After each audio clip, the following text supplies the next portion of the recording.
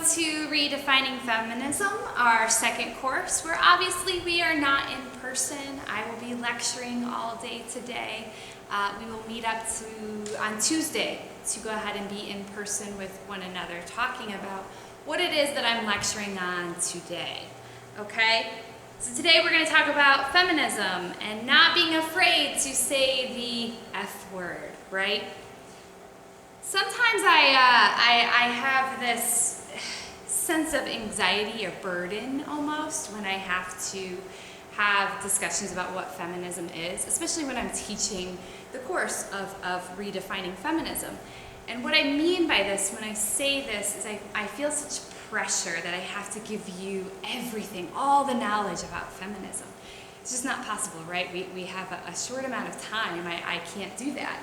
And in addition to that, my identity as a white woman, I have not experienced certain things with certain systems of oppression, meaning I haven't experienced racism and homophobia. So I feel like sometimes I'm lacking in my ability to give you all the information that I want to. With that being said, I hope I can use this platform to talk about feminism in the most inclusive manner that I can, which is the whole point of this course, right? To make sure that all voices are heard and acknowledged. And what we talked about on day one is how all of your experiences, your perspectives are really vital for all of us to learn about feminism. You've experienced things that I haven't, and vice versa, right? I can sit up here and I can spew all of the feminist history and philosophy and theory, but your experiences, your standpoint is super valuable. It's going to be extremely helpful in this course to better understand what feminism is and where feminism needs to go. With that being said, the focus of our lecture today, we're not going to be able to go into detail on everything, but we're going to talk about things, we're going to approach things, maybe go into more detail on Tuesday. These are the things that we're going to focus on today. Key terms within the field of study. Obviously defining feminism. What is feminism? This concept of a wave analogy, which some of you might have heard about, and branches of the movement, right? There's not one feminism. There are many feministic movements. And then we'll kind of briefly talk about the stereotypes and objections towards feminism. We're not going to go into significant detail about that because I want to talk about that in class. I think we can really, get into the heated discussion about what we think a feminist is, right?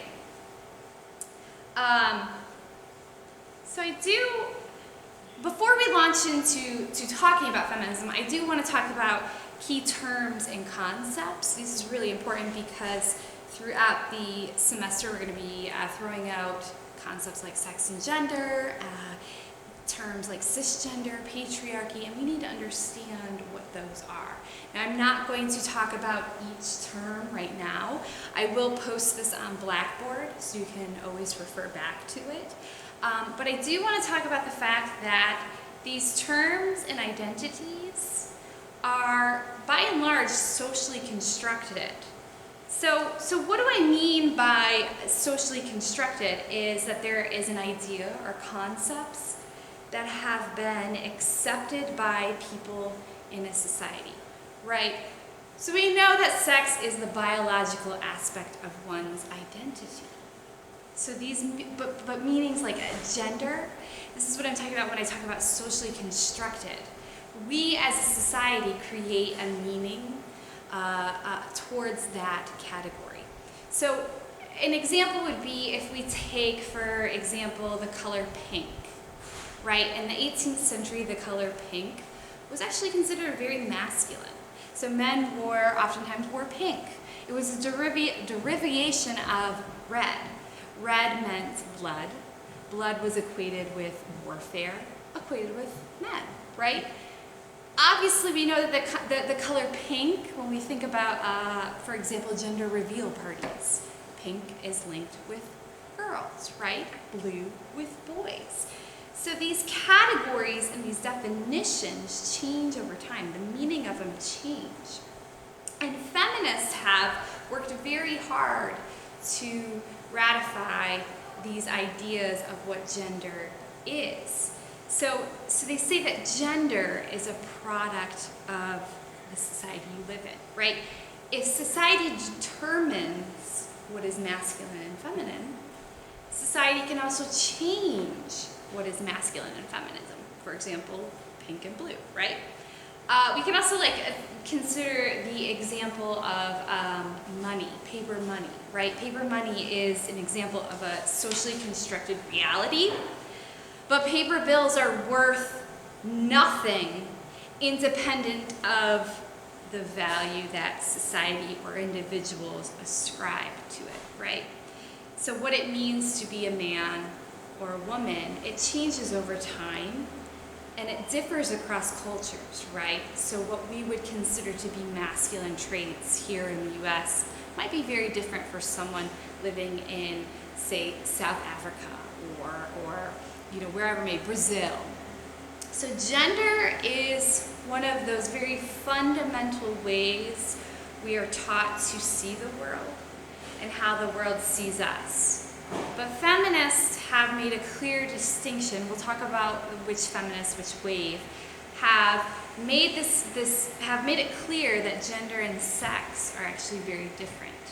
Okay? So let's keep going. Oh, I should say, and again, we're going to go, as we continue, we'll go over these terms in more depth, right? But I don't want to spend too much time on those particular ones. You can do a little bit of research on your own as well. So what is feminism? When you hear the term feminist, what do you think of? And what I want each of you to do right now is to write down your answer. So you could think physically, what do you think a feminist looks like? How do they act? What are some of the things that you've heard about feminism? I want you to write this down. And then after you're done with your lecture, I want you to go into the Blackboard discussion group, and I want you to post your response. And be 100% honest. You can say, yeah, sorry, that's our dogs. A feminist does not shave. We have that notion of what a feminist is. So go ahead and take a few minutes and do that right now.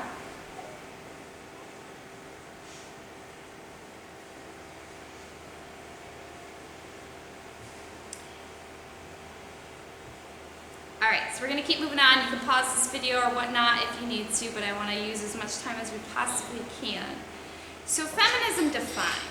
According to the Oxford Languages, feminism is the advocacy of women's rights on the basis of equality of the sexes. Britannica says the belief in full social, economic, and political equality of women. So these are good starting definitions. But I argue that we have to take it even farther. And here's what we're gonna continue to talk about throughout the rest of the class. If you think of feminism as like a tree trunk, this is how I always tell people. You think of the tree, the base of the tree. Feminism is that tree trunk. Well, on a tree you have tons of branches, you have leaves, maybe apples, whatever it is. You have a whole intricate root system, right? Very complex. There's a variety of stuff happening. That's the same with feminism. So you have feminism, you have this basic concept of social, political, economic, environmental issues, right, that we're trying to address. But within that, there's a lot of different gender identities. There's a lot of different ways of expressing our sexuality that play into feminism. There's a range of views about injustice.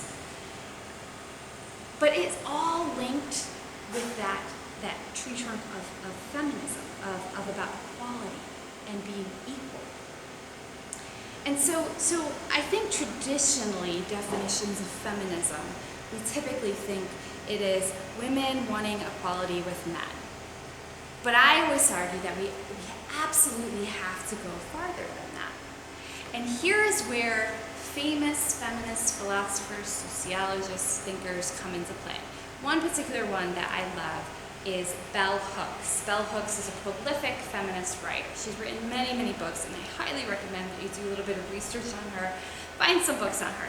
She provides one of my favorite definitions of feminism. And she says that feminism is a movement to end sexism, sexist exploitation, and oppression. So she's focused on eliminating oppression for all groups of people and individuals, right? She's noting that feminism is complex, but is also just simply interested in changing those power structures, right? So she really, what I love about her is, and her definition of feminism, is she really redirects our attention towards a feminism that seeks to dismantle all these myriad systems of oppression that are actually very much linked to patriarchal oppression. So when we insert that word patriarchy, this is where we get men and women and whoever who say, okay, well, there it is, feminism is anti-men, anti-male, because they're going after the patriarchy. And they think that only men benefit from the patriarchy. But here's the thing that I and many other feminists working within feminist theory argue. The patriarchy hurts men as well. The patriarchy benefits men, but it also hurts men too. So let me just think. I don't think I did a slide. Yeah, I didn't do a slide on this, so you're just going to have to listen to me talk about it. When we hear about patriarchy, we automatically think that women are disadvantaged by it, correct? That's not true. And feminists, particularly recently, feminists have been very adamant at pointing out, for example, we have tragically high male suicide rates, right? We have men, I believe, 73% of suicide rates are men. This is a problem, right? And so we have men's rights groups who say, well, what about that, feminists? The fact that men are dying at a significantly higher rate from suicide.